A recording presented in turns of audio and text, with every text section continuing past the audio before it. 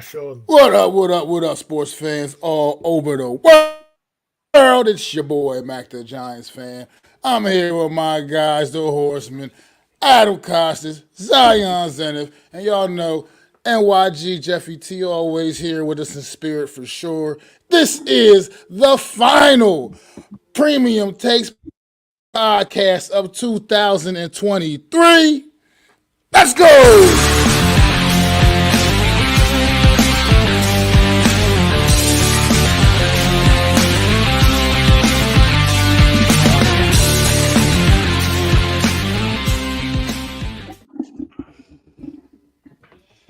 What is good out there, everybody? How y'all doing out there in the world, man? How y'all feeling tonight? Adam, Zion, man, on this Friday night, getting ready for our last and final Premium Takes podcast for the year of 2023 as the Horsemen are going to be taking a quick 2-week break for the holidays. How y'all feeling, man? Well, I want to go out and say first off, happy holidays to everybody. You and your families out there. Hope it's safe. I look at this. I said, I can't believe we got through a year, fellas. I'm grateful for both you guys, and as well as Jeffy T. He was with us as well. Can't forget about him. He was riding with us for the beginning of last year as well. We're going to miss him, still due to this day. But I just wanted to kind of point out that, hey, guys, we made it this far, a year. A lot has happened within our group, and we made it here. So I just want to say thank you to everybody that stuck with us. That's been here, that's dealt with the ups and downs, the show moving, the show making a hiatus.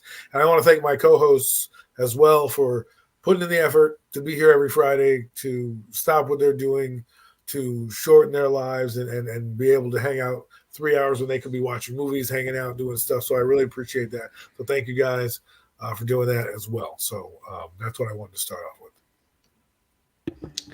Absolutely love that, Adam. And thank you guys as well for joining us tonight. Like Adam said, I'm going to repeat it, taking time away from you guys' families, your friends, watching movies to, give us about a couple of hours to talk sports. Also, again, thank you to my co-host. I'm just going to echo what Adam said. We made it through another year, and that's been beautiful, amazing. We lost a good one, but he's not lost because he's with us with every episode, and we think about him in every episode. So this is gonna be our last episode of the year, like what Max said. But we're gonna come out stronger next year with more content. So enjoy the holidays. The show hasn't started, so don't leave yet. Don't leave yet, guys. Enjoy the holidays and enjoy the show. So let's get it going.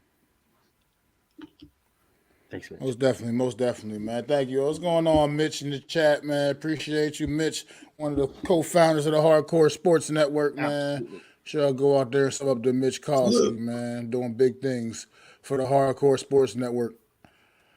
Wells, what's going on, fella? How you doing, man? Wells, It's thanks. my guy Wells right there. One of our man. loyal listeners. I'm waiting for Still appreciate the no bets, no jets to. hospitality a couple of months ago. Yeah, that video was dope, man. That video was But absolute fire. So for sure, man. Let's get right to it, fellas. Let's dig into some of the big news that broke not long after our show last week. As a matter of fact, couldn't talk about it last week because it happened after the show. But Shohei Ohtani, man, one of the most sought out free agents in Major League Baseball history. Just absolutely, he didn't break the damn bank. That motherfucker exploded the bank. 10 well, years, $700 million. A lot of weird clauses in there, but it's 10 years, $700 million, no matter how you slice it. That is quite the impressive figure right there, man. I don't know how you guys are just making contracts like this, how you just assign people for that kind of money. yeah. But look, this is what this man's doing right now, Shohei Ohtani, man. I guess you could say he's earned it because, I mean, the things he's doing are things we haven't seen in Major League Baseball pretty much ever. So, at least not in most of our lifetimes anyway. So, how you guys feel about Shohei Ohtani's, man? Huge deal, man. Well, What's up, baseball. Nomads? As Adam was just saying, here he is. And Adam, you can begin with this. It's good, brother. I said to the people, we got whales in here. We got where's no bets, no jets, no nets, and there you are, right there. So, It's as if your ears were ringing and you showed up. But no, what I was saying is, it's funny. The Shohei Ohtani news spread like wildfire to people who I don't even talk to. I was at a holiday party, and someone comes out and goes, or was it a holiday party? No, it was BJ's. Sorry, it was the wholesale food. I'm walking out of the store, and the security guard's walking with me. You know, the guy that checks your receipts. Like, dude, you can see I ain't stealing nothing. But anyways, he's walking out there, and he goes, "You a sports fan?" I said, I like a little sports, I dabble. He goes, "You hear about that Ohtani contract?" I said, "Yeah, man, $700 million." He's like, $700 million? I don't know what he's going to do with $700 million. I was like, listen, man. I was like, listen, baseball is crazy. We're about to see our $1 billion athlete at some point. He's like, "I can't believe it. $700 million. What can you do with $700 million? I said, listen, I got to go, but if sit back and relax because you're going to see what he's going to do with it. You know what I'm saying? And then I talked to my friends, and they're like, "Yo, this guy's an idiot. He's only getting like $68 million a year or something like that because he's on this deferment and it's stupid." And I'm like, dude, he's set for life. We're talking about a contract for $700 million, and he gets endorsement deals. The guy's double dipping. Like, I can't believe this. And then the guy at the store was telling me, he's like, "I can't believe he got all that money. He's got 2 torn elbows." I'm like, he's like, "How you gonna play baseball with 2 torn elbows, get $700 million? You're not even playing outfield." I was like, all right, man, I can't do this right now with you, but it was a lot of fun to talk. It's a talking point. Baseball has done this before. Mac, you know better than I would if he's the kind of player that deserves that money.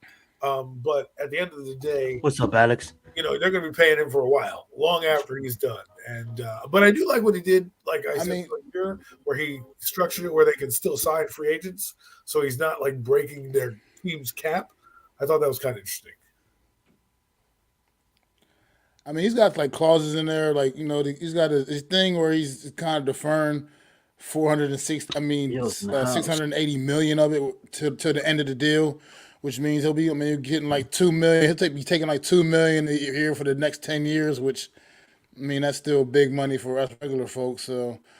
I mean, at the end of the day, it's just a massive contract, and you see that number. It's just $700 million. That's what's going on. Athletes are signing contracts Inflation. for $700 million. That's just out of control. I never would have thought as a kid I would be living in this world where we're seeing athletes. You're going to see a $1 billion athlete before you close your eyes. Before your lights go out, Mac, I guarantee you'll see an athlete for $1 billion. It may not be in the U.S. It may be in soccer or one of those pros. I'm telling you, man, this guy gets $700 million. He plays fucking baseball. Well, look, definitely will probably be in. Look at the bar Ohtani is just set. I mean, the next big thing, man, obviously is going to go another step up. So, like you said, Adam, working your way up to that billion, man. Listen, what you think about this? This deal, Zion. Yeah, I'm gonna let Adam finish. He's gonna say something real fast, and then I'll jump in and give you guys my thoughts.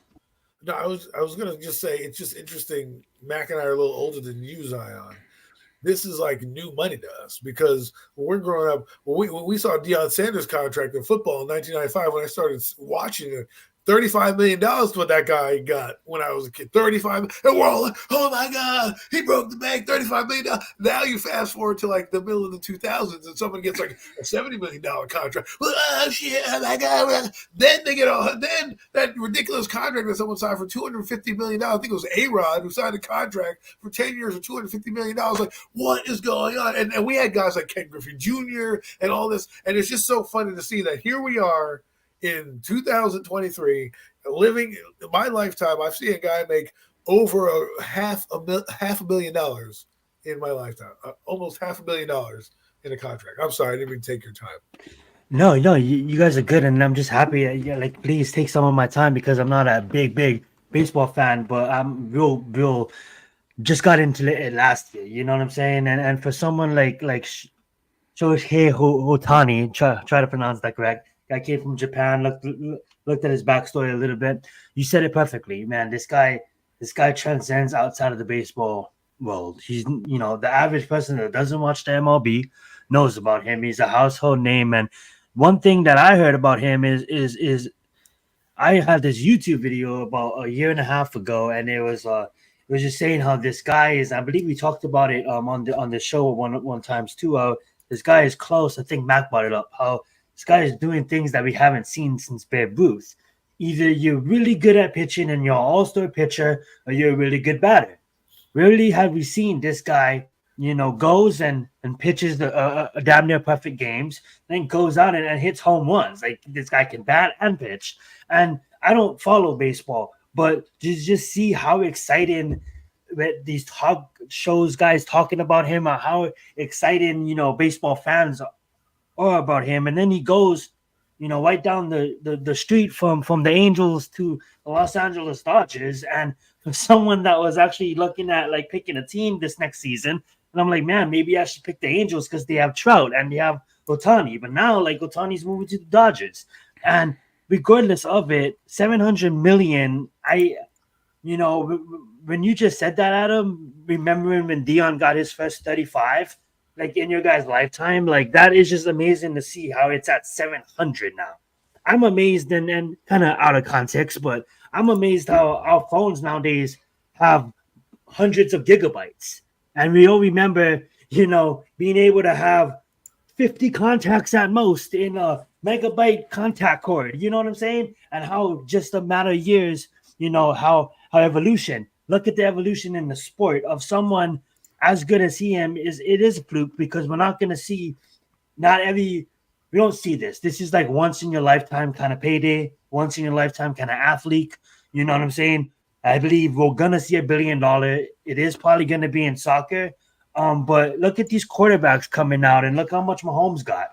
Just renegotiated again. So I wouldn't be shocked if in the next 10 years, whether it be a quarterback, whether it be maybe a golfer, or whether it be another MLB player, maybe not, probably not, but a soccer player, get it. But 700 million, that's just a number that, that transcends, that's generational wealth. That's, generations are taken care of. That's estate money.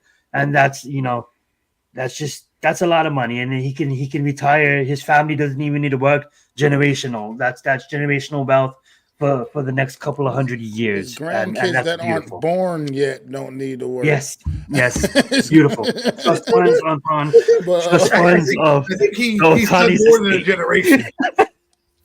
I mean, he's got a whole village. Like, but people are going to be talking about him in 2100 or something like that. Like, and they'll still have money. Yes. Beautiful.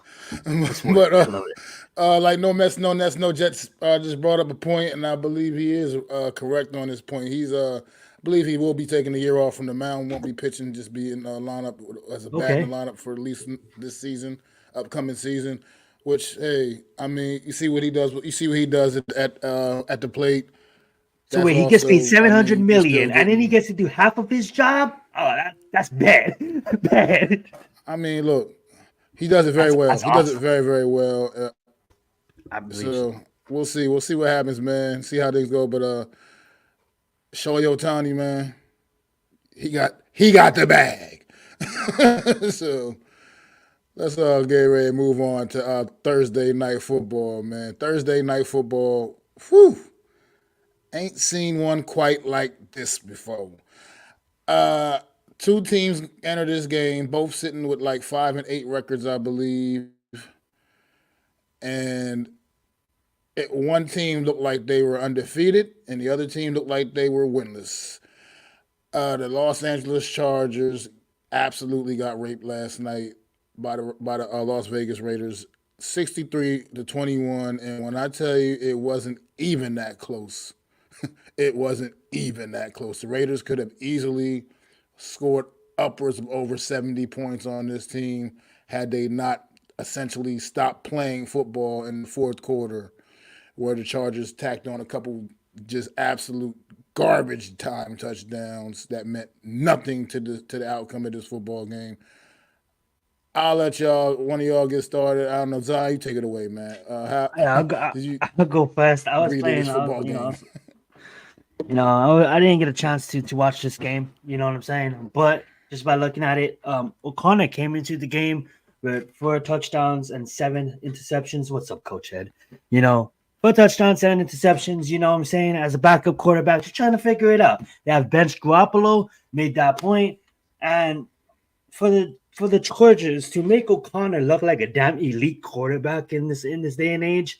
You know what I'm saying? I'm gonna let Adam touch on it, but 63-21. Looking at the highlights, you can't really gain more than watching the full game.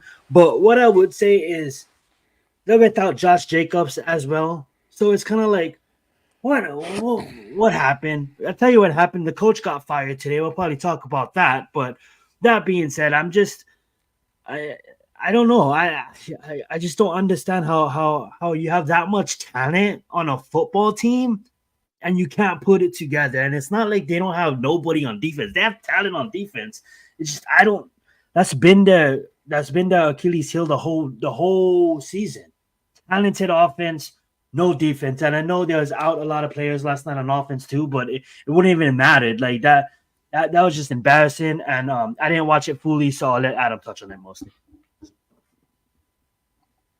There's not really much to say other than that's a pitiful performance. I know people are like talking about Justin Herbert and all this dumb shit. And I just like, first off, check yourself. They didn't do anything without Justin Herbert. That's number one. Number two, this coach was terrible. Okay. He was the coach that could have put these guys in the playoffs, but decided his ego was bigger than the playoffs and went for it against the Raiders. And the Raiders said, you know what, screw you. If you're going to be jerk offs when we're letting you get a chance to be in the playoffs by just kneeling the ball or doing whatever it is that you need to do to get into the playoffs, screw you. And so that doesn't rub the bad taste in the mouth. His press conferences, he's melting down in the press conferences. It's about time for him to get fired. I can't wait for them to bring in a new coach. That talent, too much talent on a team. Why? Because they don't like his message anymore. That team should be contending for the Super Bowl. They got everything you need. And I wouldn't be surprised if they brought in a coach like that. Whether it's a new, I think they're going to get a guy with experience. Could be Belichick. Who knows? Could be Dan Quinn. I mean, that's a highly coveted job. Why? Because no, it's not New York, right? It's L.A., new stadium, quarterback that's putting up numbers, ridiculously gaudy numbers, deserving to be up there. He had a bad season this year, but, he still had 20 touchdowns and 3,100 yards and playing the limited that he did and the injuries that he played through. So you know what? Let's do it, man. Let's do it. I can't wait to see who goes there because there's going to be a GM and a coach in place. So that to me, this is the difference is what I'm telling you. So you walk in, right? Let's close our eyes for a minute. Let's play a game. Okay. Well, let's say the Giants are at the same spot that the San Diego Chargers are in. You're closing your eyes. Giants have a vacancy. The Chargers have a vacancy. There's no GM yet. There's no coach yet. But your two quarterbacks are Daniel Jones and Justin Herbert. I think if I were somebody picking, I'm going that route. People say, well, what are you talking about? Because I already know the talent's there. With Daniel, I'm not doing that. I'm not trying to bash Daniel. What I'm saying is it's going to be an opportunity for a guy to come in there and not have to change the quarterback position. They'll be ready-made to go. They have Khalil Mack. They have the Bosa kid. They have a couple linebackers. They have Derwin James who are still playing. Once they get their team together, oh, man, it's going to be good. Jim Harbaugh's coaching candidate. Woo, if I'm Jim Harbaugh, boy, I don't got to start over in Chicago? Are you kidding? Oh, yeah. It's like when do you ever hear like, hey, guys, we have a team that's looking for a coach. Oh, damn it, we're going to have to rebuild. No, they're playoff ready. But they just need to be coached. Like you never hear that. Like when have you seen this in the history of sports where a team this talented, like absolutely this talented from top to bottom on a roster can actually go in and be like, if I'm like, they're going to probably have their pick of the litter of coaches because if I'm a coach, I want to go in there and see if I can make, Herbert into the next Elway or the next Marino or the next, real great thing, next Mahomes, I guess you want to put him in that light. Right. And that, not to mention, you still have Keenan Allen. You have another Mike Williams going to be coming back off of injury. You got your, Rashawn Slater. Quentin Johnson that's looking promising, as a younger receiver. Is still there as a younger receiver. It's going to be an appealing job. However, on the other side, the Raiders, I got to give credit to Antonio Pierce, man. Like, he's got these boys fired up.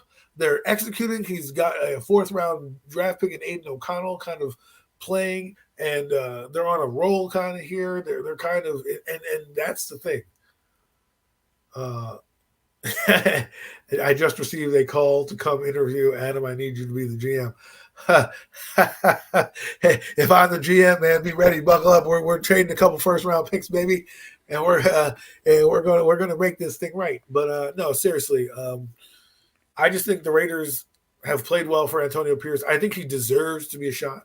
A shot. I know that you have to kind of interview, but if I'm Mark Davis, give him an extension right now and kind of just let him be your coach and see what happens. It eliminates you having to go through it. The guys already know who he's going to be, right? He's shown you that there's some promise with him. Let him get some more talent in here, okay? And let's see if it's a Dan Campbell type situation. Really, I think if they go to the end of the year and they let Antonio Pierce walk and try to get one of the big fishes, which heck they could try to do, but I don't think Bill Belichick's going to walk in and have silver and black. Maybe Jim Harbaugh might want to do that. I don't know. Again, every opening is a possibility, but I got to see him come out first because I've flirted with the Jim Harbaugh thing, and he's never really come out. He's gone back.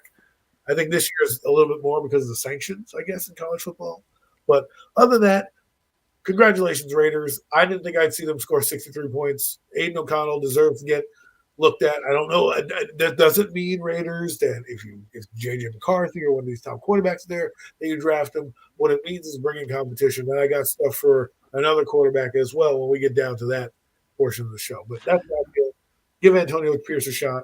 I'd like to see it. What's the worst that can happen? I want to say something real fast, Mac. Oh, I well. do want to say that I love that, Adam, because of the fact that like I thought of Campbell and I also thought of Mike Vrabel. Whether you love Mike Vrabel or hate Mike Vrabel, I believe is a good football coach in this league, and I love that he played in the league. I love that Dan Campbell played in the league, and not only did they play with the league, it was really aggressive when they played in the league in those days. When Antonio Pierce was playing, it was really aggressive in a sense, and not only that, like.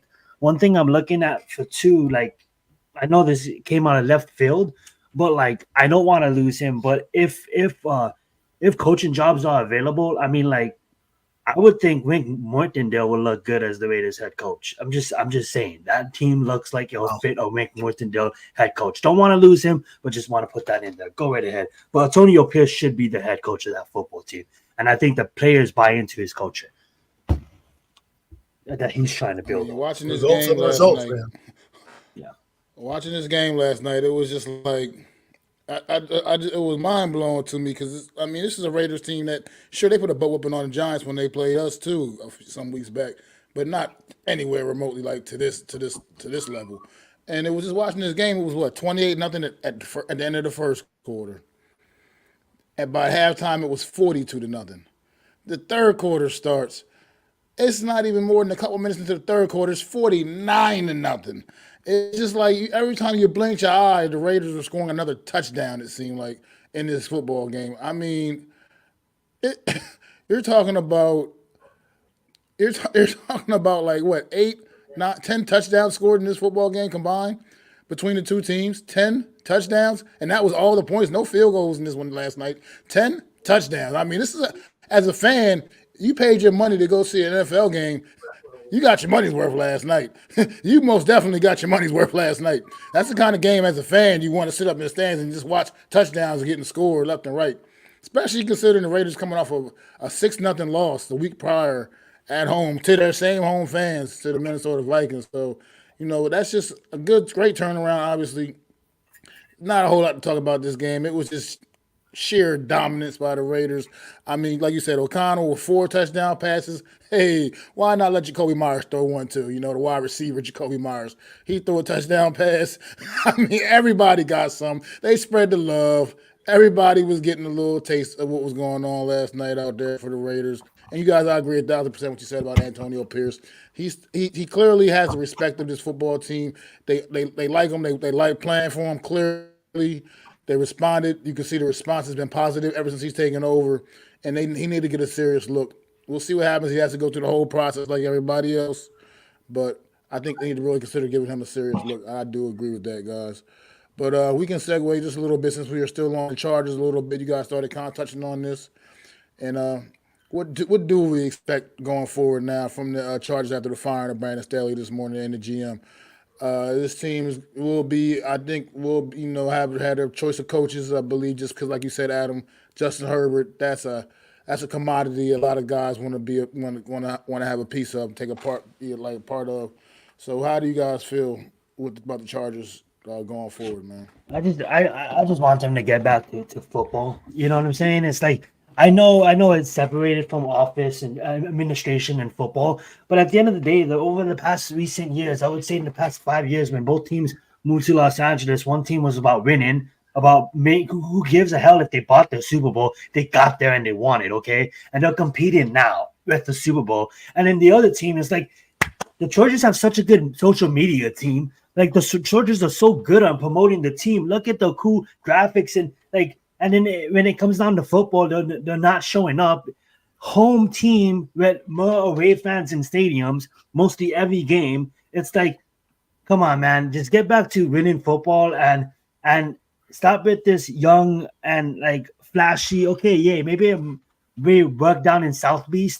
Maybe it worked a few years ago with your in stadium tenant. I mean, anyway, with the Rams. But that being said, like get a football coach that knows how to coach a team, and you guys are in the playoffs regardless because this has a roster. So instead of this young, hip kind of movement that is Los Angeles, we want to get no.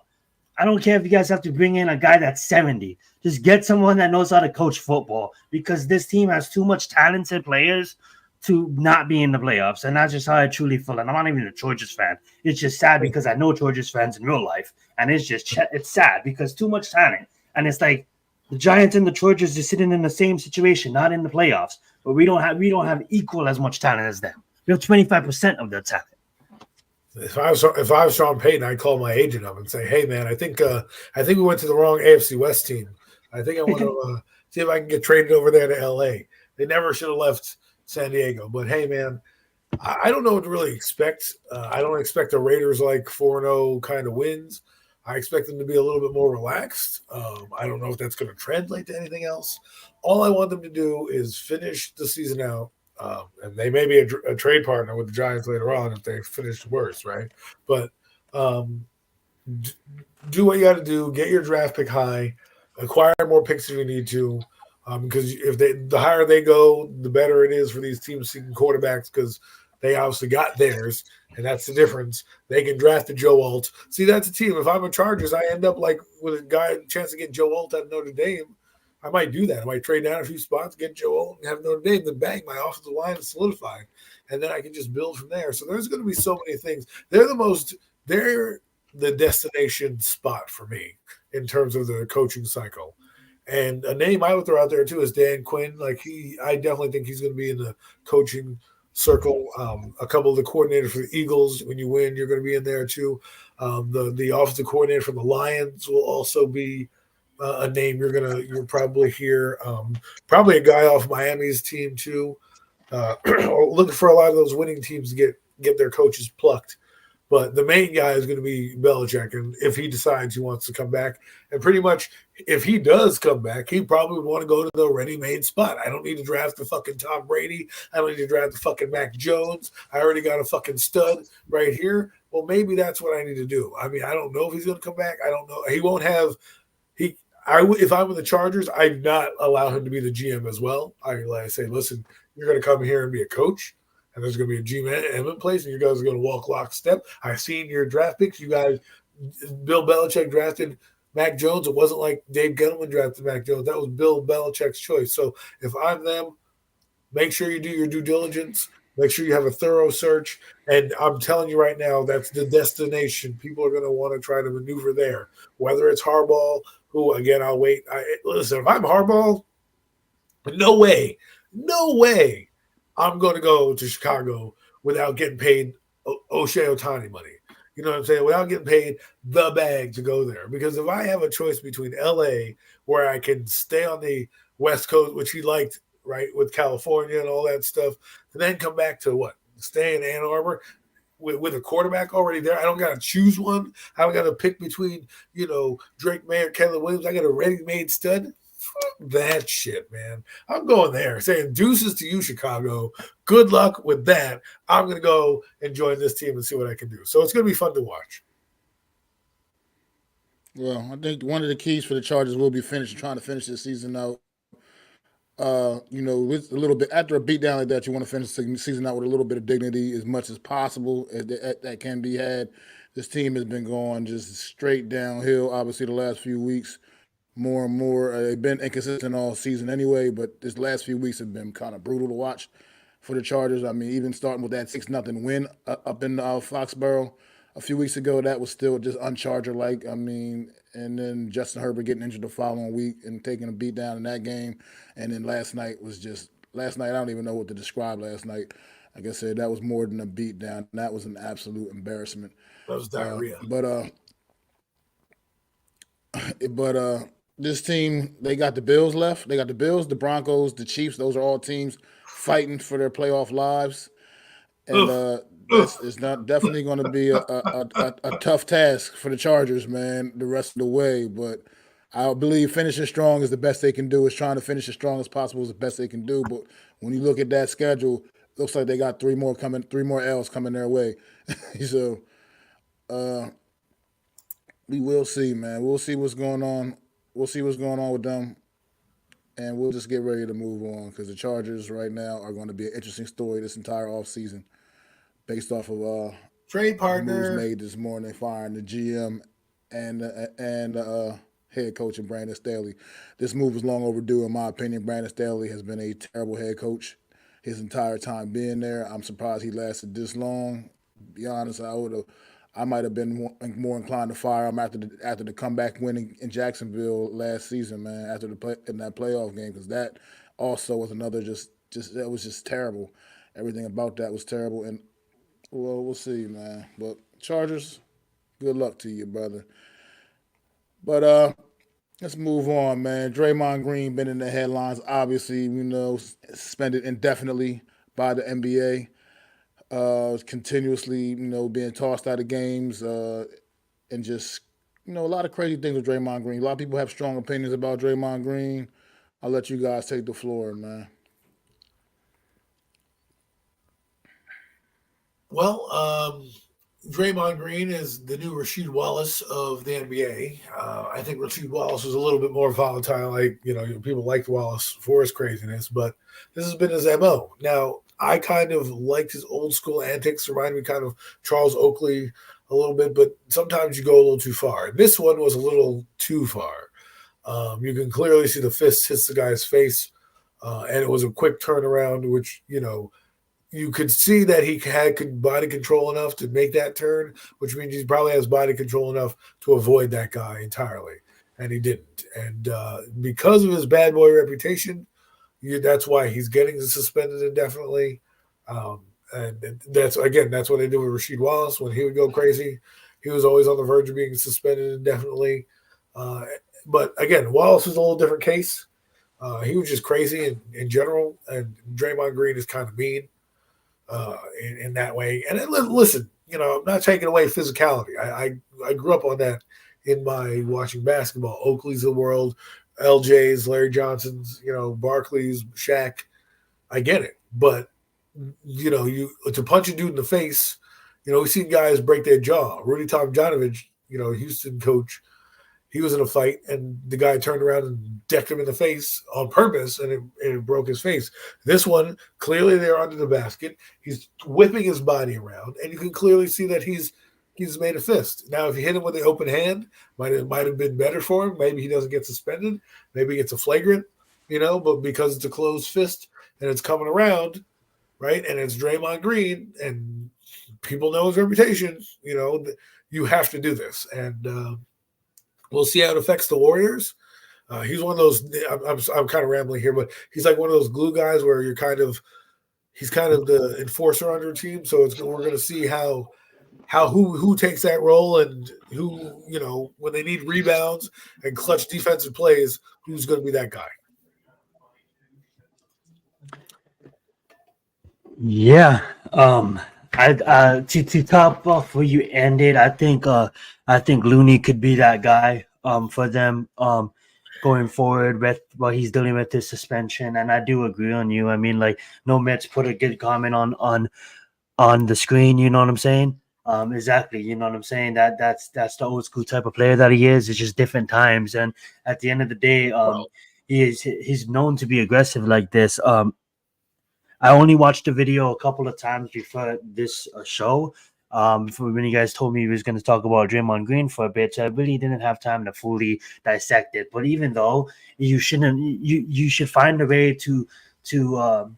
It's not like a football player running, 15, 17, 18 miles per hour. Like literally, you had time. It was closed fist, and there's just different organizations that you can go to let out your anger.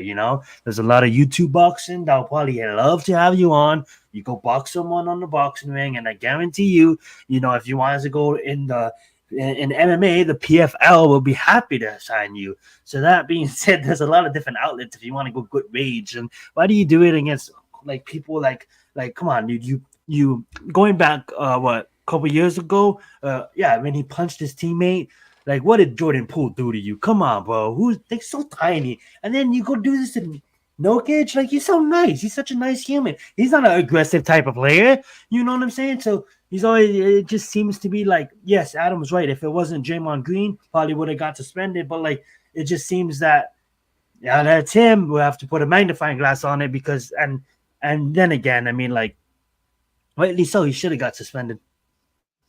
Go right ahead. Well, look, with the antics, man, it's just enough is enough. That's what it comes down to. Here's a clip. It's just enough is enough. What you want, but clearly he's an NBA player. He can. Oh yeah. What is it? Stop competition. Like what's going on, Green? I mean, let's be real. Go ahead, Mac. Let's be real. That he's falling forward, and then pirouettes in the guy and hits him in the face. So that's why you're getting suspended. It's not like the ball was there or anything like that. Sorry, Mac. No, but it's not just that. That's not just the reason why he's getting suspended because it's enough is enough. This is not the kind of NBA that we have. If this was the '80s, the Charles Oakley and those guys and people like that, they used to do way worse shit than that. But that was back in that day. That was accepted. It was an accepted thing. Back then in those times. This is not that era of the NBA. This is a much softer era of the NBA. It's so much more of a finesse game now. It's just not about that. That's in this NBA now. That's just straight bush league, man. It's nothing else. There's no other way to put it. It's just Draymond Green, man. You got to check yourself at the door. Check your ego at the door, bro. It's just you got to understand where you at right now. What league you're playing in, it's just not the same. It's not the same game that you might have grew up watching. It's not the same game from when you was a kid, man. It is what it is. You got to adjust to those kind of things. And this ain't the Dennis Rodman era when you can just go kicking cameramen and doing all kinds of crazy shit. It's not about that anymore, man. That's not what the league's about anymore. So, but at the same time, like Charles Barkley put it best. Charles Barkley said something. But Charles Barkley said something that, to me, could be what it really all is. It could be a player understanding how his skills are diminishing, and he's just trying to compensate. You know what I mean? Like, basically. No, that's 100% facts. He's just trying he can't keep up with the finesse, bro. That's why he's getting restricted minutes. He's struggling out there. Okay, I want to be respectful. He's not struggling, but at the start of the season, they chose Looney. He's been getting minutes restricted because he's not the same player that he once was. And exactly what you just said, Mac, was it? It's like he's just trying to do it, but a little over aggressive there. You know what I'm saying? Like I have a video up right now. Physical, but not that physical. A compilation of all of his suspension-worthy plays. It's like 1:42, almost 2 minutes of plays throughout his career of where he could be suspended. Now, I think that plays a big part into it. I think you can still be a little physical. I know the game is soft, and you're right. We missed guys like Oakley, like I said, and those guys who played dirtier, but within the rules of the game. Remember, people used to low post back then, so you could give people elbows and shit. We don't do that anymore. But this one, the reason why I think it's more egregious is because he didn't even have the ball. He's not even really doing anything. He's kind of there, and then he tries to half-heartedly throw his hand in the guy's face. Like, at least glance by him and don't hit him full with your hand fully. If you glance by him, it's just turning around. But what is he turning around to? You're not even really getting the ball. You're not posting the guy up. I mean, maybe Charles Barkley may be right because he would know when his skills diminished, he became a little bit more of a physical guy as well. He wasn't the high flyer like he was when he was with the Sixers. He could jump. When he was with Phoenix, he still had some hops and he had an all around game. And then when he was with Houston, he was he was a really around man of rebound. Donuts were his life. His vertical kind of lost him. So he used to do bully ball is what we used to call it. You get that low post and that block and you throw an elbow or two. So Draymond, this was clearly kind of a dirty play. I would say it wasn't even in the realm of basketball in terms of what you're doing. Like he doesn't even need to do what he did. He kind of just was, I feel, acting. Like if he was going up and he kind of hit the guy in the head going for a rebound and didn't look deliberate, okay, fine. Maybe don't get suspended indefinitely. But the fact that you did it like that and your reputation, there's a whole video. I'm sure they looked at the video of like, damn it, Draymond. He knew he was going up against. He knew who exactly he was going up against. I guarantee you, if it was Jokic out there, he's not doing that. You know what I'm saying? If it was someone maybe Embiid too. If it was Embiid out there, he's not doing that. Like he'd be playing. You know what I'm saying? Playing overseas right now. They're like, you're not even coming back to the NBA. Like it was. Look, the fact that it was a smaller guy that he could take advantage of. Yes, a guy that is, I don't know, maybe soft. Who knows? Maybe trying to bully him. He's a good player. Jokic is a good player. He's consistent. He's really good, but he's a lot more smaller than Green, and Green knew exactly where his head was. You know what I'm saying? You're a professional athlete, Green. Remember that. Well, I don't know what kind of impact this is going to have on the Golden State Warriors. I guess only time will tell. This suspension is right now indefinite. Who knows how long it could actually go? It could go the whole length of the rest of the season, man. The rest of the regular season, who knows, man? Now it's going to just be a wait and see game to see if Draymond Green gets another opportunity this year. But I think this is also better without him. Let Louis take over his man. I'm sorry. You can see this coming a mile away. It's been just one thing after another with this guy, man. And it's a shame because at the end of the day, we're talking about skills diminishing, but at the end of the day, this guy is still a talented basketball player, and it's just kind of a waste of his abilities to go out there and feel the need to take those kind of shortcuts and just play this game that way. You got to evolve to the game you're playing, and it is what it is. You got to evolve. You got to evolve with the times in the game with the game in which you're playing, man. And if you were playing back in the day, like I said, sure, nobody would probably even blink an eye at a lot of things you do. But it's not back in the day. It just is what it is, man. It reminds me of Cornelius Williams. I don't know if you guys remember who that guy was. Maybe Mac, you might do, but he used to play for the Kings, and he was a power forward that played at like 6'7", right? But when his skills diminished, he couldn't really do much against taller guys because his ability was to out-jump you, outwork you, out-hustle you. Well, if Draymond Green is getting beaten by guys and can't get the same position and the same leverage because you're older, this is what you resort to. And again, like I said, especially with Adam Silver, what he's trying to do, the NBA is a different animal. You're all about being friendship and kumbaya. You can't have bad boys. And again, remember, he got suspended in the finals for far less of a hit than what he did here, right? I think in the finals he didn't deserve to be suspended. As LeBron James walks over you, taunts you, and you give him a kind of like get out of my face. That's more of like, hey man, you're not going to step on my fucking chest as you walk by, right? This one was more of like, dude, I don't know. He was like, I'm fucking fuck you, bang. He's just kind of like, I'm done. I can't do this. So for this ad right here, they're just saying that Steve Kerr came out and admitted that he thinks he needs help more than basketball. So I don't know if that means therapy, or I know he is having personal problems, but if that's coming on to the court, it shouldn't be. But let's move on. Steve Kerr you need to keep that shit in the house, bro. You need to keep that shit in the house. You be like, yo, man, Draymond's a crazy dude, but hopefully he gets the help that he needs. That's it. You don't need to say like anything else more than that. He's our teammate. He made a mistake. Absolutely. Draymond comes out, and if he wants to apologize, fine. If he doesn't have to, it's not going to be the end of the world. It's not like Karl Malone, where Karl Malone broke the face of Isaiah Thomas. Isaiah Thomas needed 40 stitches. Like, it's not. We're not talking about that here. Which, Karl Malone did it. Karl Malone did it. He used his little pointy elbows and did a little layup right into the guy's face, so it didn't look like he was being dirty, but he was being dirty. But anyways, Draymond Green is Draymond Green. DG, you might have seen your last. He's probably going to be an announcer. We're probably going to see him on TNT in the finals. I could see that. We'll see, man. But Draymond Green, man, good luck to you. Whatever, get the help you need, brother. Get your mind right. Maybe we can see you on the court again. But No, he's moving done. on, man. Let's move on to the college playoffs, man.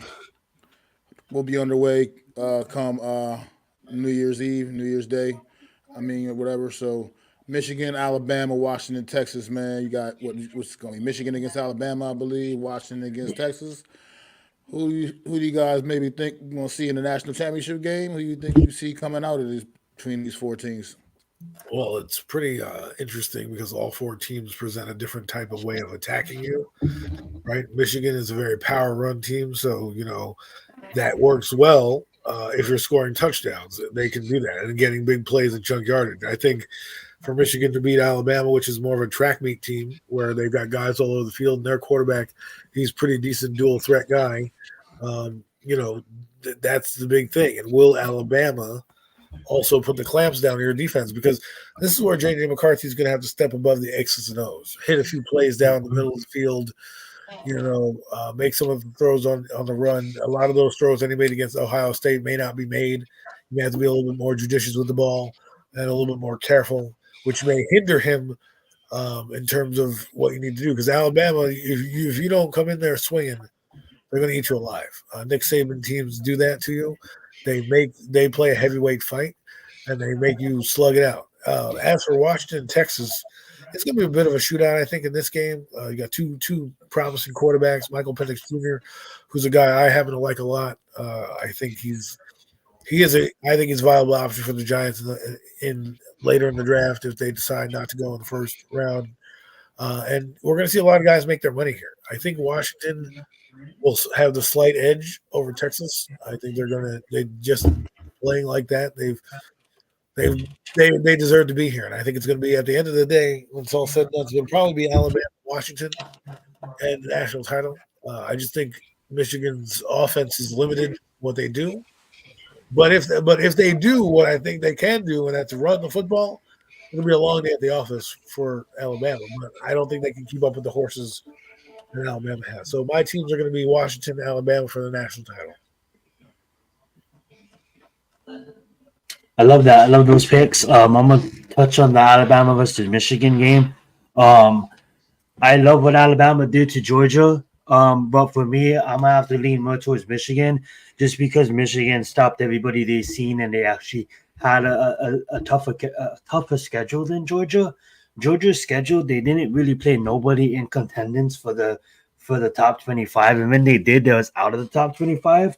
So when they actually ran against a really good explosive team like Alabama, Alabama was able to put them down. It's only by 3 points, but Georgia is kind of masked by their 2 division championships, which they won both in a row, which they should have been. But I just think that the AP got it wrong, and Michigan should have been number 1 the whole time. And Alabama just beat a really good team like Georgia, but Michigan just beat the best offense in college football in Ohio State. And I just think that Michigan's defense is just going to be too much for this young quarterback with Alabama, and Michigan will take the victory over Alabama. Moving to Texas, I just didn't think they have the firepower to compete with this Washington team. Washington had played in the it's crazy to say because the conference doesn't exist no more, but the best conference last year was the Pac-12, and Washington murdered that gauntlet. Obviously, SEC is the best conference there is, but last year, Pac-12 was the conference to be, and Washington murdered that division. And when you beat Oregon twice, it stands for something. The real question in my mind is defense wins championships, and was Ohio State the best offense in the nation? Or was Washington the best? Is Washington the best offense in the nation? Because Washington got through Oregon when Oregon had a top 10 defense and a top 5 offense. And someone fact check me, I could be wrong. And for them to do that to Oregon with the Bo Nix, it scares me. And the real question is who wins? The Michigan's defense with like you look at that defense, the studs everywhere, players that's going to be playing on Sundays, a Washington offense that no team could stop up until this point. I think Washington handles Texans easy, and I think it comes down to Washington, Michigan. I still haven't made my choice on that one. Um, I know the winner is going to come back. The winner is going to be announced before we come back on the 5th. If I had to choose it right now, I'm going to put my money on Michigan, national but something championship game, tells me to go Washington. just the playoff games. Playoffs. I'm gonna go Washington to handle Texans and Michigan to beat Alabama by 3. And it's gonna be a close game between Michigan and Alabama, but I'll say Michigan and Washington. Sorry, We'll be back before the national championship game. We'll be back before the title game, but that's right. Yeah, we won't be here for the the 7th. playoffs. That's right. But yeah, perfect. I mean, I just not without going. I'm not. These guys went into depth pretty well. I hear what you guys saying. I'm more leaning right with Adam right now a little bit as far as the thinking we're going to get an Alabama-Washington matchup. Only because Michigan, for me, without they're a good football team. Obviously, great. Had a great year. Overcame all the adversity they went through. Dealt with a lot of stuff down over there. But they're kind of like almost like that Dallas Cowboys in NCAA, man. They're that team, man. They'll put together these great regular seasons and it looks good. They roll into the playoffs, and then somehow, for whatever reason, man, one reason or another, this team falls apart in the playoffs, man. And it just seems to be a trendy thing with this team. And it's hard for me to really stand behind that and pick this football team when you've seen the same story each and every year keep unfolding. It feels like now maybe this could be the year they get over the hump. But Alabama, that's a tough task, man. Alabama coming off the big, like you said, the big win against Georgia, man. And that was a huge win in my opinion. Georgia's still the best team in the nation, in my opinion. I feel like this is what makes this system so flawed, because they lost one game to Alabama. They had a bad day, lost a game to Alabama by 3 points, and now all of a sudden they're tumbling all the way down to where they're not even a top 4 team in the nation. Come on, man. That just doesn't make sense to me, but that's another, that's a whole other thing. I agree with you, Adam. Alabama, Washington, I think is what we'll get. And I think Roll Tide, man. Roll Tide in the national team. Just because of the national Alabama's been on that stage. Nothing new. Nick Saban, he knows what it's all about. And, I just believe Alabama ends up pulling through, man, this year, bringing home the title after, starting having a few rocky moments this season. They really came on strong late when they needed to. And I think they know what it's all about. They've been here before. They feel like they belong. So I'm just go Alabama, man. But I believe, Zion, I'm going to pass the mic to you. And I'm going to let you sit here and preview UFC 296, man. Absolutely, and I wouldn't mind that as well. I love you guys' picks on that. You absolutely respect Nick Saban as a head coach and Roll Tide, but I think it's going to be Michigan. But we'll see what happens in that fun one. But thank you. UGA beat themselves. The reverse fumble was a killer. It's true, but for it to come down to one game, that sucks to drop out. And I do agree with Mac on that take as well. Moving on to the UFC. I just wish that I don't want to get in my team, but anyway, maybe next time UFC. That being said, focusing on the UFC, I am gonna be on Let's Do the Face tomorrow. I believe Raphael is gonna join us as well. That's Big Lou, G Nation Inside Sports. It's Big Pat. Joe might be there, and then of course we got Reels as well. We're gonna be previewing the UFC 296. Absolutely. F. Kobe cut it in. He's a clown. I don't know if he was able to watch that press conference Bills with Sean O'Malley today, but he just roasted Kobe Covington pretty hard. But right now we got Edwards versus Kobe as the main event. Kobe's just a douchebag in a sense, talking to get the attention, trying to hype the fight, play the bad guy, which deservedly so. But then when you start to disrespect the guy's family, that's when it crosses the line. You know what I'm saying? And that's what he has been doing. So Leon Edwards, the reigning champion, will probably beat Kobe. Kobe's getting the headliners always because of the fact that he's just a big household names because he plays the bad guy. He runs his mouth and he doesn't even need to go on a winning streak to get his damn title shots. He's just a UFC favorite at this point. But when he loses tomorrow, UFC will finally realize that stop giving this guy a title shot. All right, I'm saying, and with Kobe, you know what? This is no shot. This is no shot at the other business because I respect the other business. But you know what Kobe should be really, really, really good at? Damn near great at because he was a collegiate wrestler. He's a Division I collegiate wrestler. The WWE. That's where you fucking belong, Kobe. Nothing against the WWE, but you are perfect. You'll be a fucking heel in the WWE. But in the UFC, bro, you're probably gonna lose 17-3. I don't like that guy. I'm sorry for that take. Then we got the flyweight with Alexander Pereira versus Brandon Royale. This is gonna be a really good fight. A lot of people don't really watch flyweights. Deservedly so. There's not that big competition in the lower weight classes, but with this one, it's gonna be a banger.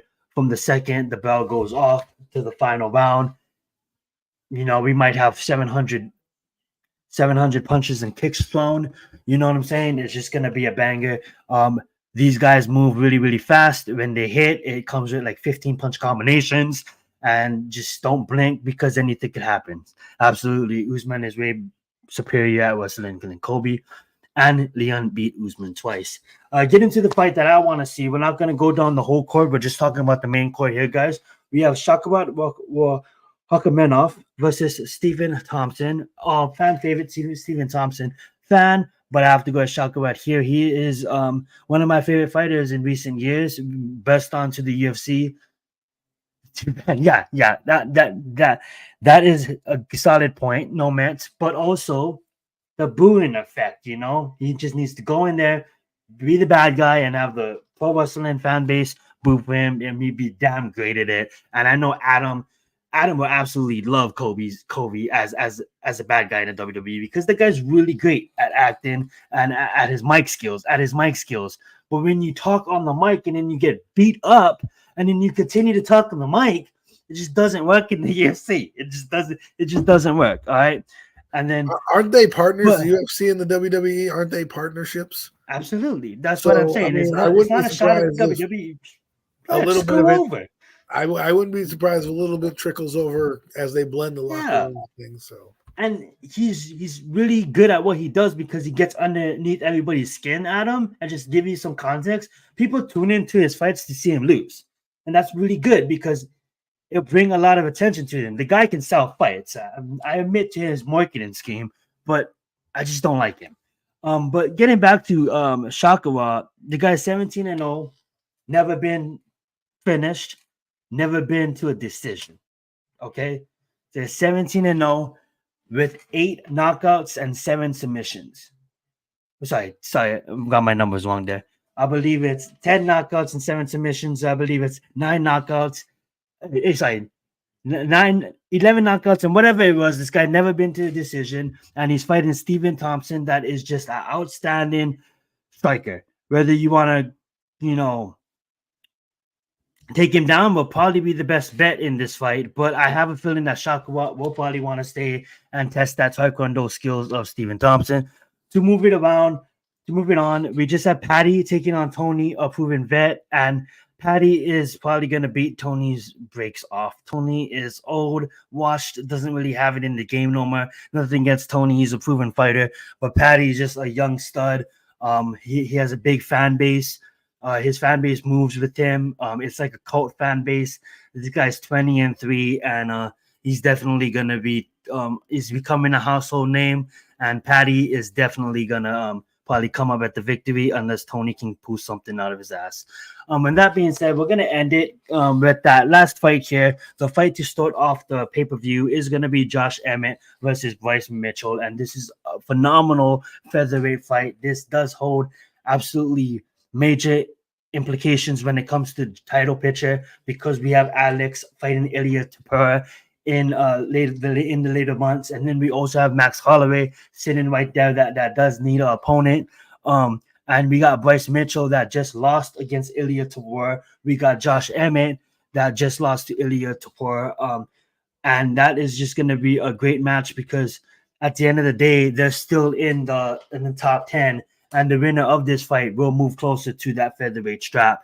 Right now, Ilya Topuria fighting Alex for the championship. That being said, guys, I'm not going to go over the preliminary card. I'm not going to go over the early prelims. I'm just going to study the main card. I'm going to pick them real fast, and then I'm going to see if Mac wants to touch on anything. We got Kobe versus Edwards. I'm going to take Edwards. I'm going to take Alexandro. I'm going to take Shakahov.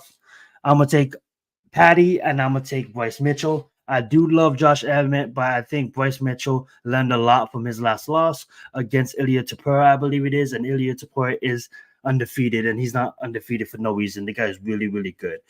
That being said, Bill's brought up a good point. Tony has been dreaming with David. That is true. But at this day and age, I don't think he has really what it takes to make a move at a title shot. He's just kind of fighting as a fan favorite, as a prize fighter, as a Cowboy Donald Cerrone, the Diaz brothers. Tony Ferguson is that kind of fighter.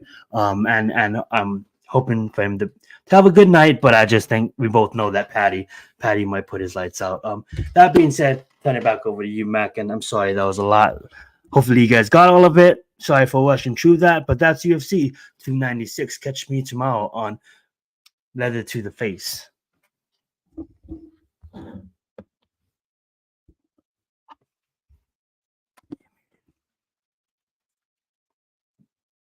You're still muted. My fault. I'm sorry about that. Leon Edwards has been impressive in his last couple of fights, so I definitely have a hard time going against him here, man. I think he's been really well prepared, and I think he's getting a little extra motivation here, coming in, shooting off, running off the mouth the way he has been. I think I do like Edwards here, and I think it'll be a great fight. I think these two will be battling. I think Leon takes him out in 4, though. I'm going right there. Takes him out in the 4th round, man. And love that. Holding on to the gold. But definitely should be able to compete, no match.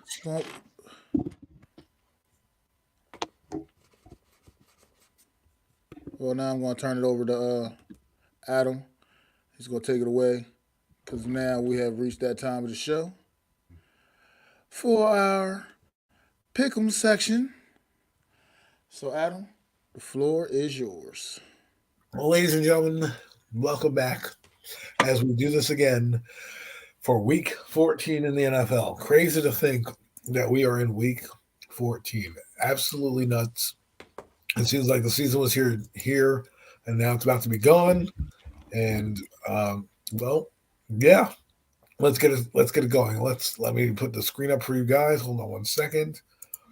So that is the screen. I'm going to go down the list. As you know, we start from the top here. And what a crazy week 13 it was. Week 14 it was. Obviously we didn't touch on Steelers Patriots, but that was kind of an upset that we never saw coming. But Buccaneers, Falcons. I'm going to start with you here, Mac, as you pick the Bucks. Zion, you went with the Dirty Birds, and that hurt you. And then I, as well, followed you down that stupid road of picking Atlanta, and they let me down again. Man, I'm never picking them again. Atlanta, screw you. Okay, screw you. Rams, Ravens, interesting game. I thought it was more competitive. And Mac, you were the smart one picking the Ravens. Zion, you were smart picking the Ravens. I picked the Ravens as well. I thought I picked the Rams here, but what a way to lose a game. The Rams losing the game the way they did on a walk-off punt return. I haven't seen many of those in the NFL, and I think the Rams are a solid team. Do I say a good team? No, but they put up a really good fight against the Super Bowl contender, so good for them. Lions, Bears. This was kind of an anomaly. Did not expect this. Let's go down the list. Lions. I mean, my God, what a letdown that was. Believe it or not, the Bears are also still in the playoff hunt. Colts, Bengals. This is where we all differ. Colts here. Zion, you had the Colts. I picked the Bengals. Yes, my second team came through for me. Go Bengals. They are balling right now. With the loss of Joe Burrow, they would not be in the playoff hunt. They are in the full mix, people, ladies and gentlemen. Don't count them out just yet. Next game is Jaguars Browns. Here again, we all differ. Excuse me. Sorry, this is where we all differ. Mac, you picked the Browns. That was a win. Zion picked the Jags, and I picked the Browns as well, which is kind of crazy. The way they won Joe Flacco, bringing that team, they're in the playoff mix again. The Browns look legitimate, like Super Bowl contenders. No, I don't think Joe Flacco is a great quarterback, but do I believe he's a veteran that they need to kind of right the ship? I do. They could be a Super Bowl contender. Panthers, Saints. I don't think anybody picked the Panthers. Yeah, let's see that. Saints. Saints. There you go. And then the Saints for Mac as well. Saints. Where the hell did I? Where are you? There you are.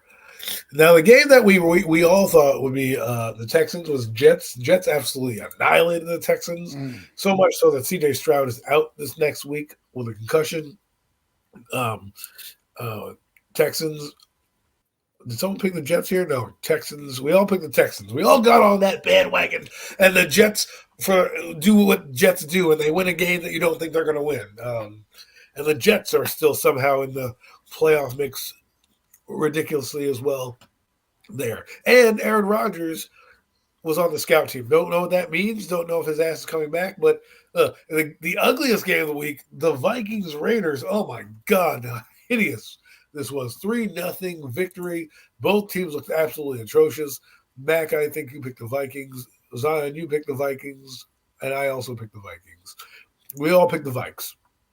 Moving right along, 49ers, Seahawks. We all picked the 49ers pretty much. We thought the Seahawks didn't have a chance. Oh, no, Zion, you picked the Seahawks? Wow.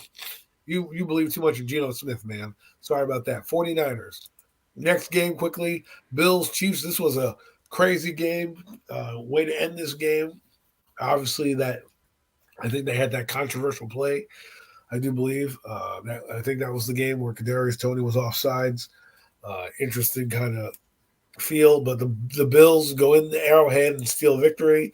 I think Mac was the only one that picked the Bills. He circled the wagons more than we did. Up there's Zion. He picked the Bills, and of course I went Kansas City. Way to go, Mahomes. Way to drop the ball. No, I'm just kidding.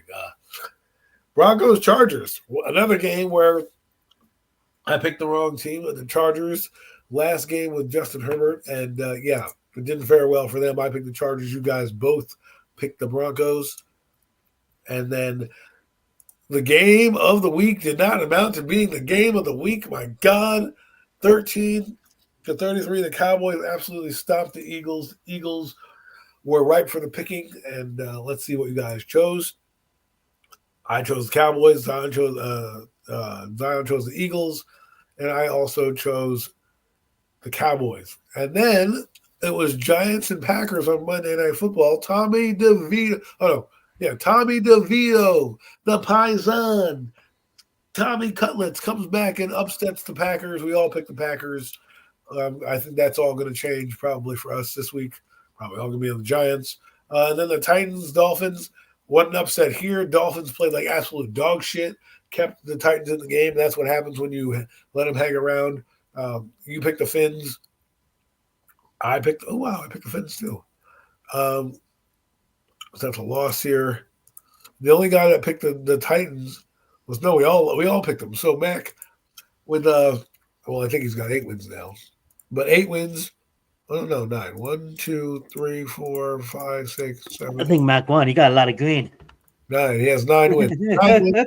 Mac is the guy. We got a lot of reds here. We got to do better. We got to pick it up. Let's see. This is Premium Takes. So we will be doing week 15 as our last week. Unfortunately, you guys we won't be able to give you week 16 through 17, through 18, week 16 through 18. So enjoy these last picks. And when we come back, we'll give them week 18. I guess we can recap them. But just for fun, we're going to still pick the teams. We may not recap them because you're not going to want to know about 3-week-old NFL. I mean, hey guys. Well, how do we do in the regular season finale? Yeah, no one's going to care at that point. Good night, Wells. Thanks for coming through, Hey, man. Night Rose. But we shall go. Good night, Wales. Have a good night. Yeah, I know it's late. Let me try to pick it up. I know I sound like I have a cold. I do. I have a bit of a runny nose, a bit under the weather. That's why I sound the way I sound. Pardon me. My sexy radio voice is gone to a raspier DMX type of volume. I do apologize if you guys aren't feeling it. Too bad. So we're starting out with 2 7-6 teams on both sides of the conference. One's on the AFC, one's on the NFC. It's on Saturday. This Saturday, we're getting football tomorrow, folks. This is what I'm talking about. When you're getting your holiday shopping done, you're thinking last weekend before the Christmas holiday, you get some football, baby. Vikings, Bengals, Mac, who do you have and why for week 15? This is a tough one. I mean, Vikings made some changes this week, going with Nick Mullins, I believe. I mean, after coming in and on one drive, having putting up more yards than Joshua Dobbs did the entire game. But Cincinnati has been so up and down with this quarterback situation right now. One week he plays great, one week he plays like the backup quarterback that he is. I don't know, man. I'm going with Cincinnati here. I think Cincinnati. They're just I don't know. Cincinnati. I don't even have a real good reason. Bengals it is. Bengals it is. The Bengals. He's going with the Bengals. He's going with the Bengals. Zion, who are you going with? Yeah, the Bengals are on a nice little winning streak. They got the Jags, they got the Colts, and then you got the Vikings on the little losing streak, losing to the Broncos, losing to the Bears. But then they just won, putting up 3 points against the Raiders. But I'm gonna ride with them to get more points. So for some reason, I'm gonna just go take the Vikings.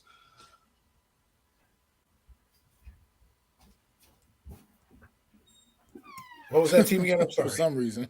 Vikings, you're good. The Vikings. You went with the Vikings after all that? Oh my God. Yeah. All that build up, and you went with the Vikings. Well, good for you. The Vikings. The Joshua Dobbs thing is over. I'm going with my second favorite team, as I so eloquently put it, Bengals. You know why I like the Bengals? Less controversy. You know what I mean? I could be a Bengal fan, and nobody that I know is like a Raven or a Steeler fan. So they're like, whatever, man. But God forbid I get an ornament from my son as a Christmas present. It happens to be the Eagles. All hell breaks loose, man. I'll tell you about that story in a little bit. But let's move it right along here. Steelers Colts 7-6 versus 7-6. I think this game is going to kick this team out of the wild card race. I do believe whoever team loses is probably not going to make the playoffs. But we started with Mac. Zion, we'll start with you. I'm gonna go with the Steelers. Steelers. No Kenny Pickett. You're going to go with the Steelers and Mitch Trubisky. Mac. The Colts. The Colts. Sure. The Colts, yeah. I'm going to go with Minshew Mania. Minshew Mania is loud and proud over Colts. Uncle Rico, how can I do it? And the Steelers right now are reeling, absolutely reeling. Mitchell Trubisky, my God, looks like he forgot how to play football. I mean, Jesus, Mitchell, get your shit together. But it should be fun. Again, folks, 4:30. You got your Saturday football. No college football for Saturday football all day. So Saturday, you got football. And then the night game. The night game, yes, folks. There is a night game tomorrow. It is Broncos and Lions. The 9-4 Lions take on the 7-6 Broncos. I'm going to start here. This is going to be my upset. The Broncos are going to beat the Lions here, save their playoff hopes against this Lion team. Oops, I put in Zion's spot. Yeah, the Broncos is gonna win out and make their way to the promised land, the playoffs, not the Super Bowl. I'm gonna take the Broncos too. They're gonna win out, huh? Mm-hmm. Mac. It's like which Lions team is gonna show up this week? Oh man. They're really on Detroit. Detroit. They yeah. I'm just gonna go with Detroit. I think they rebound. Get that offense going again. Wow. Yeah. Wow. Okay. Choice. Well, that's why we make the picks. It's going to be a good game. A lot of winning teams. Very much winning games on Saturday. 7-6, 7-6, 7-6, 9-4. So he got some a lot of playoff implications this Saturday. Then we go to the 1 o'clock games on Sunday. So back-to-back days of football for you. I don't think any teams are on a bye. Let's just double check at the bottom. Nope, no teams are on a bye. No, So buys are over. everybody Mhm. plays. So now we go back. It's Atlanta Panthers. I probably just going to pencil this in for everybody. At least for me, it's Yeah. ATL. I don't know about you guys. Yeah. Mac, maybe there'll be a 500 Nope. team. I You're I not think picking this the is number 2 for the Panthers, man. I've never said what? this all season. No. I haven't said it Wow. all season. It's the first time all season I'm saying the Panthers will win this game. I mean, at Nice. some point you got to get at least one out of Bryce Young, right? One like go out there and do the damn If thing. that I happens, don't know. I I'm think for buying some Mad reason, Elf. All right. I think for some reason that's this week against the Falcons. So I like the Panthers here. Mac usually does something obscure where I bring up his favorite beer during the holiday season, which is Mad Elf. This is a Mad Elf moment, folks. Okay. This is what we call a Mad Elf moment. If they win, Mac, I wish you were closer because I drive Mad Elves to your house and leave them on the doorstep and then ring the doorbell and just who they be from because that is what we call a premium take. I hope, for the sake of argument, this happens for Bryce Young because he deserves it. I'm just going with what I think. Unfortunately, I'm going with the favorite, but I'm also going with the team that looks like they're playing best. But hey, you go Mad Elf it up, man. You go Mad Elf it up. That's a Mad Elf pick right there. For Mac, the Giant fan. And if you guys are wondering what he wants for Christmas, Mad Elves are there. Use them. Get them. Mac would like those. Okay, Bears, Browns. Here's where it gets funny. I am not going to be picking the Bears here. I'm going to be picking the Browns. I want to see them get their ninth win and kind of keep in that playoff race and put a little pressure on that Ravens team to kind of keep winning. I'm picking the Browns. Mac?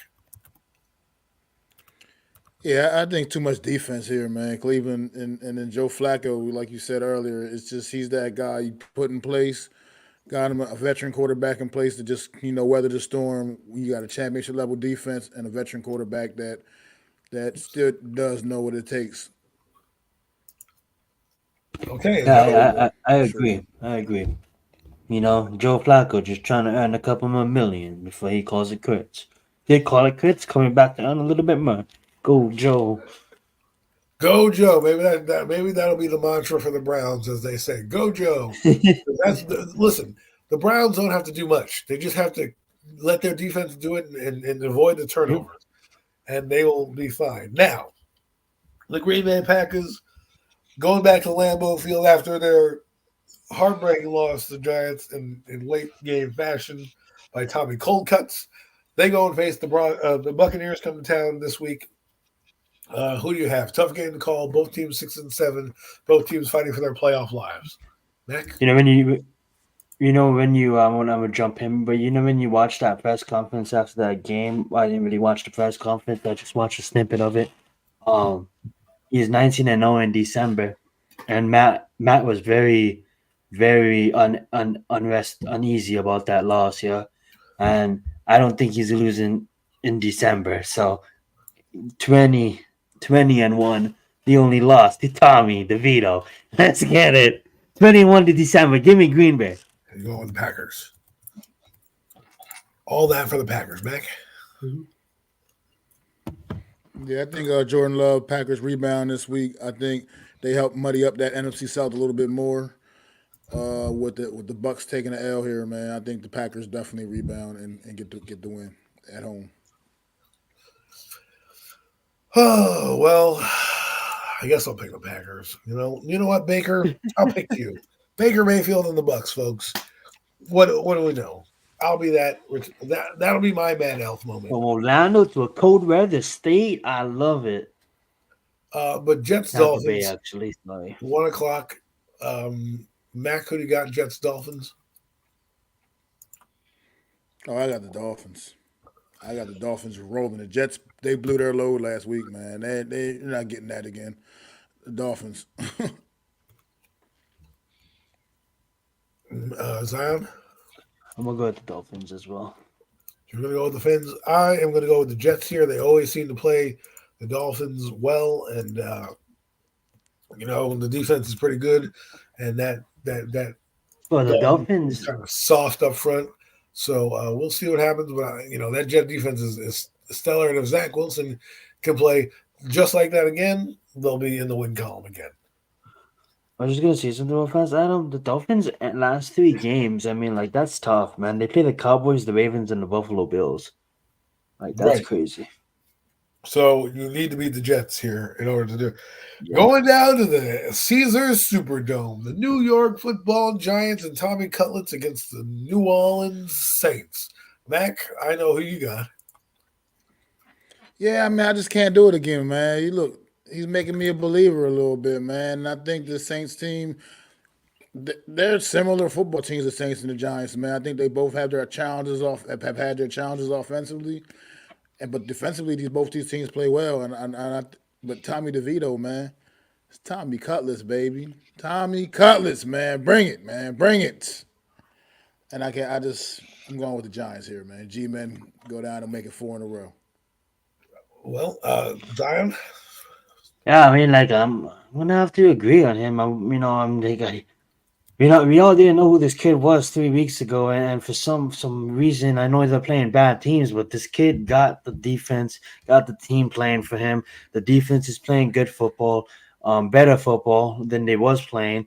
This kid is got a 96.5 passer rating. You know, he got just 50 yards away from Daniel Jones numbers in 3 games. So I'm gonna take the Giants. Well, I'm going to pick the Giants because they're hot streak. I don't really feel either way. You know how I feel. You know what I want. You know what I need. Yes, I don't want to of see course. Daniel Jones's fucking booty ass anymore on this team. And because we have Tommy Cutlets, I'm not even thinking about Daniel Jones anymore because Tommy Cutlets has earned a right to start next year. Well, not start next year, but at least compete for whatever job they bring in. I think they should bring in a rookie. I think they should bring in Tommy Cutlets and have Daniel Jones be there and let the 2 young guys battle it out. Well, technically old guys because Tommy DeVito is like 25 as well, so he's pretty old in quarterback standards and young guy standards. But with that being said, Tommy DeVito does not stop you from drafting a quarterback, but it does make the last couple games enjoyable as you get to see a guy who is outperforming a $160 million quarterback. Let's keep it a buck, as Authentic likes to say. Let's keep it a buck and call it what it is. Tommy DeVito's outplaying that guy.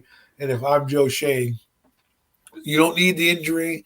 You don't need Tyrod Taylor. You can just look at your third string quarterback and say, wow, well, what if Dable can do this with a third string guy who's undrafted? Let me get him a guy with a little bit more talent, who's a little bit moldable, and away we go. And this team defensively, the thing is, statistically, the Giants are last in the league in a lot of categories. The categories that they rock in are third down. That's the only way, no man. That's the only way. Sorry, Adam, but if he gets us into the playoffs, that's the only way. Other than that, we're drafting a quarterback. I'm sorry. You still draft a quarterback regardless. Yes. Tommy Cutlets is a nice story, but regardless, you do that. But 2 categories I want to touch on that both the Saints and the Giants, are similar in that third down efficiencies on defense. The Saints are a top 10 passing defense. Their run defense is terrible. Overall, their defense is like 15, but what they do well is third down, meaning they blitz, they get you off the field, as well as the Giants. Those are the 2 things. And they both do red zone defense pretty well as well. So those are the 2 things that if you are a defense, you don't have to have the highest pressure rate or any of that. But if you have third down efficiency of getting off the field and red zone, you're going to be pretty good. And that's what the Saints do. I expect this game to be closer than people think. I don't think it's going to be a blowout, but it's going to come down to who turns the ball over the most at the end of the day. If the Saints keep it close to the vest and Giants keep it close to the vest, I think it's a slight edge to the Saints. But if there's anything that we've seen, never say never, and Tommy Cutlets has united a franchise again. So, anyways, I'm rambling on. On to the next game. Texans, Titans. Ooh, tough game. Wait, Adam, you took the Giants to win. I love it. What'd you say? No, I just love it how you took the Giants to win. That's a first in a really long time. No, I get in there. That's really nice to see. I'm trying to reverse karma. But whatever. The case may. I'm getting on the bandwagon. Let's move on. I'm getting on the bandwagon because I'm tired of seeing number 8, so I'd rather see 15 than 8. So I love that. Lesser of two evils. Yes, the game we're talking about here, Texans, Titans. I'm going to go with the Titans here. I don't think C.J. Stroud is playing, and Davis Mills is bupkis, and the Titans' defense is pretty good. I think they'll give him some trouble, so I'm going with the Titans. Zan? I'm gonna have to agree. If Stroud was playing, obviously I'll pick the Texans, but Titans at home. Yeah, I'm gonna go with the Titans. And Will Levis, man, he got a nice victory the other day, so good for him. Mac? Why are you so easy for me, man? I don't know. I think but you know what? Just because the points you guys brought up, I guess I agree with you guys. I'll go with Tennessee here, just because I have no faith in Davis Mills at all. Davis Mills is worse than our quarterback. Hell, I would take Daniel Jones over Davis Mills. That's how bad Davis Mills is, and I hate Daniel Jones. Tennessee Titans, Kansas City Chiefs, Patriots. Oh my God, I'm not even gonna. KC, right, Mac? Yeah, definitely not taking KC all the day here, man. Zion, same thing, right? Am I correct? You are picking Kansas City. Is he muted? Zion, are you there? He's taking KC. He's putting his picks in the chat. He must have had to step away. Well, how unconventional. So now I got to read the chat. So Mac, you be my eyes and let me know what he picks. 49ers, Cardinals, San Francisco. I'm going to go with, obviously. Mac, who are you picking? Most definitely San Fran.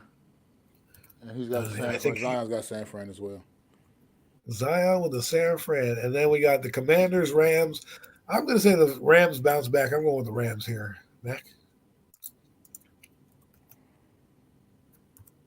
Yeah, I think it'll be a close. I think the Commanders go out there and actually do play a competitive football game, but I like the Rams. Rams it is. I'm gonna have to take the Rams as well. I'll be right back as well. I'm here. I can hear you guys though. The Rams as well. While Zion takes a dump, we continue on with the show. Cowboys, Bills. What a game I believe this is going to be in Orchard Park, New York. Game of the week. Game I'm looking forward to watching after the Giants and Saints game. Mac, who do you have?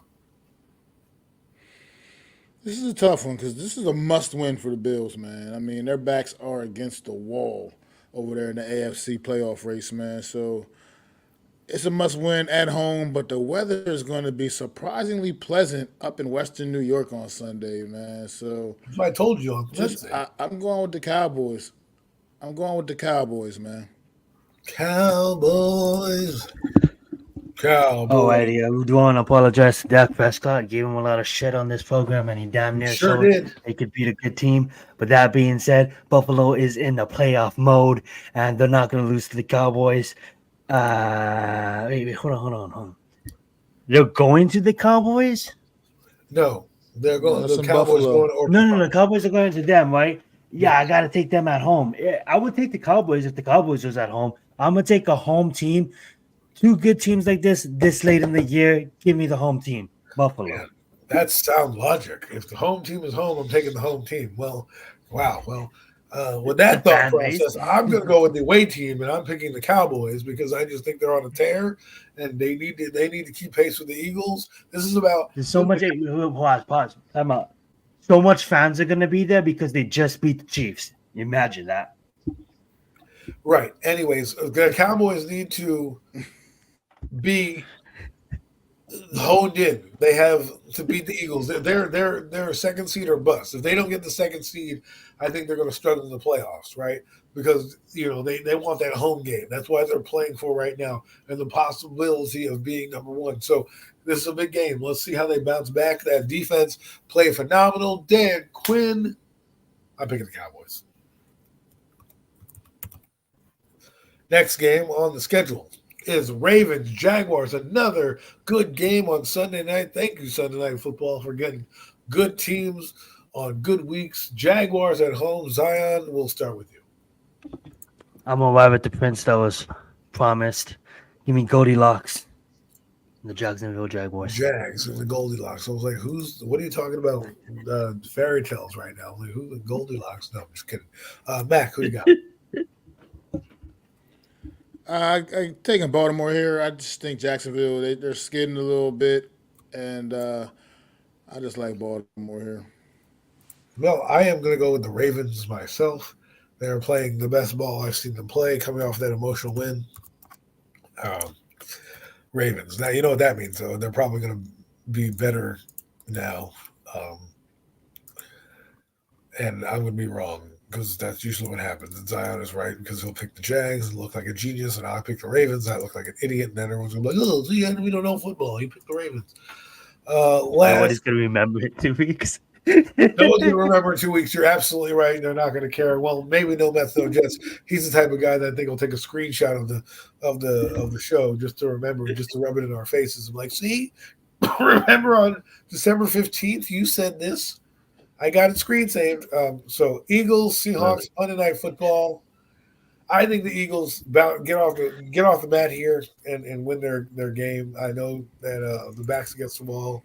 I'm picking the Eagles here. Well, I have to pick my son's team, the Eagles. I hit hard to say. Let me get to that story real quick. I know we're running a little bit over time. Yes, please. Funny story. My son, 5 years old, about to be 6, going to school. They have a little like Christmas thing where you give the kid a couple dollars and he can go shopping and get mommy and daddy a gift for Christmas and all that stuff. And he comes in there, and my kid loves cars, so he bought like 10 cars for himself. And I'm like, oh, way to go, kid. Thank God Santa's coming, right? 10 cars for himself. He buys mom a little like makeup bag, like a little like, trimmer and, little feminine travel kit. Yeah. I'm like, good job, kid. Then he opens the last gift. There's one gift missing, so he gives it to me. It's a nice Hot Wheels car. It's a collectible car. Like, he doesn't realize that it's collectible. But I do. I have a whole man cave where there's all types of collectible cars and stuff up there. So I'm like, oh, wow, kid, great gift. Thanks, right? And so he's like, what are you doing, Dad? That's not the gift I got you. I didn't realize he was saying that. So I was like, whatever, man. I put it in my man shed. I went on my business. We go clean up. We're cleaning up the packages, the package wrapping. And there's one gift left that he's playing with. He goes, Daddy, for you. And I go, okay. So I open it up. And I look at it, and it's an eagle ornament. And I'm like, well, I guess I didn't do a good job as a dad because the first thing that he gets me for Christmas is an eagle ornament. So now, I can't throw this eagle ornament out because, it's my son's gift to me. My friends are like, why are you not smashing it? Why is he not moving in the shed? What's wrong with you? Why are you teaching him that? I said, look, guys, if you know my son, he knows that he doesn't really like football, but he knows that I love football. So I'm just proud that he got football. Not happy that he got he thought to get you a football thing. That's what makes it special, Exactly. So yeah. I said to him, I can't hang this on the tree, but you sure as hell can hang this on the tree. And so he proceeded to hang it up in the way back on the tree. I said, that's the perfect spot in the back where nobody can see it. That's where we go. But all my friends now are saying I'm closet Eagle fans, and who knows? In 2 weeks, I might be an Eagle fan when they're in the playoffs. Who knows? Who knows? Maybe my loyalties will lie differently. But that's my story about the Eagles. Hope you enjoyed that. But they're going to win on Sunday. Zion? I want them to win on Sunday, but I like Seattle at home. I want them to win, so we can be the ones to beat them. Give me the Eagles. Oh, you guys want crack. Mac? Look, I'm torn here, man, because I don't know if I want the Giants on Christmas Day dealing with the Eagles coming off of 3 straight L's, man. At the same time, I love watching. That's what I just said. And I don't know, but that's a tough road trip right there out to Seattle. It's a tough place to go play. Obviously, the Eagles not playing their best football. Uh, my. I want. I'm going. I think I like Seattle here to bounce back against the Eagles at home, man, in a good game Monday night. Seattle, wow, great thing. The funny part about that little ornament, it also has a little like sticker that has like a Dallas blue star on it. So it's like both NFC teams on one little ornament, both symbols. I'm like, how did you get the two for one here? Trust me, that there are plenty of giant ornaments on the tree, but that one gets its own little special place in my heart because it was my son's first gift to me. So I know it's an eagle. The cruel Adam, the one that wants to smash it with his foot, can't do it. I can't do it. I just can't do it. Love the kid too much. Anyways, those are our week 15 picks. You won't be here to find out the final result. So, Hey, what's up, with man? that being said, people, um, enjoy What's these up, halftime? enjoy these next few weeks. Enjoy the double football on Saturday. Enjoy the countless football all next weekend as well, because there's going to be football on the 23rd, the 24th, and of course a couple Monday night games where the Giants play on Christmas Day. Thanks NFL again. My Christmas dinner, I'll have to choke it down, and then of course we come back to you January. I do believe it's January 5th. That will be we will be previewing the regular season finales, as well as getting you ready for the playoffs and our thoughts on how the regular season has come to an end. Maybe some firings going on. A lot's going to happen in the last few weeks, obviously, and also there's a pay per view that comes on. I think on that Monday night called Day One, so we can also recap wrestling as we normally do. But it's been pretty shitty, so that's why we haven't. But anyways, I'm done. I'm going to give the floor back to Mac to close us out. Hey, thank you, Adam. I'm gonna jump Mac real fast, and I Thank just you. wanted to say a few things real fast. And I apologize. I just wanted to say, well, Adam was saying that when we come back, it's gonna be the playoffs, right, guys? But not only that, I hope everybody has a happy holidays and Merry Christmas if you guys do celebrate that. But what I just thought of was really something that just like was amazed.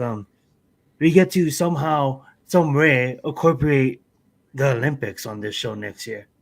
So that's gonna be really fun to do. So I believe it is next year if I'm right. So I know Premium Takes right now mostly talks about football because that is the main show, but basketball, MLB when that picks back up, and all the other sports in between, we will be covering. So I just want to say thank you guys for always watching, and I'm sorry Mac for interrupting. So please, right back to you. Just want to say thank you all once again. Another edition of the Premium Takes podcast for coming out. Want to wish you all happy holidays, man. Please be safe. Make smart decisions. Just enjoy yourself. Time with your family, friends. We'll be back on January 5th into the new year, 2024 and beyond, man. This has been another edition of the Premium Takes podcast. I'm Mac the Giants fan. That's Adam Costas, Zion Zenith. Get them fours up for the memory of NYG Jeffy T, man. Always here with us, man. No doubt indeed. This has been another edition of the Premium Takes podcast. Pass!